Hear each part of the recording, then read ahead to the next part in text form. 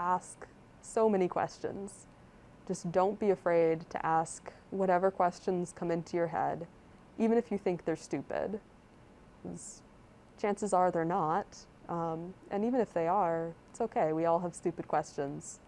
You'll learn a lot more if you're not afraid to ask whatever is unclear to you. My name is Jay. I use he, him, and they, them pronouns, and I'm originally from Corvallis, Oregon. I'm a rising senior at Smith College in Western Massachusetts, where I study engineering and astronomy.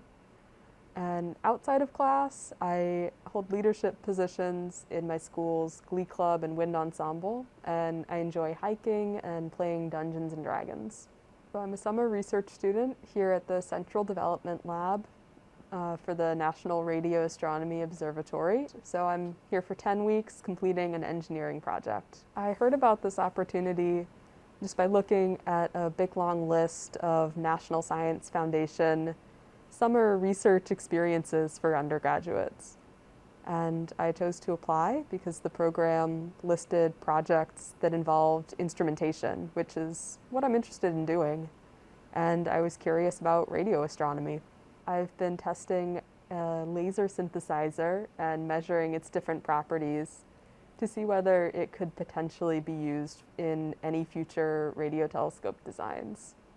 The trip to Green Bank was absolutely incredible. I don't think I can overstate how much I learned there just about radio astronomy, about radio telescopes, about different career paths. We looked at a couple different sources for our project, which was characterizing the telescope. So we chose to look at a very dim source as well as a very bright source over several days. We actually looked at elliptical galaxy M87, which you may recall the first image of a black hole a few years ago was of the black hole at the center of M87.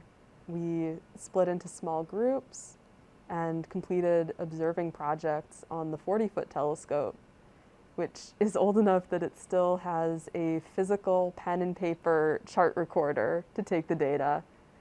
So I now have a physical roll of paper consisting of data that I took using that telescope. And since that is the source of radio emission, and we were using a radio telescope, we were looking at the black hole, which was just mind-blowingly cool. The other advice I would give is not to force yourself into things that you don't like. There's no one path to get where you're going, and if you focus on the things that you enjoy in your field that excite you, you'll like where you end up.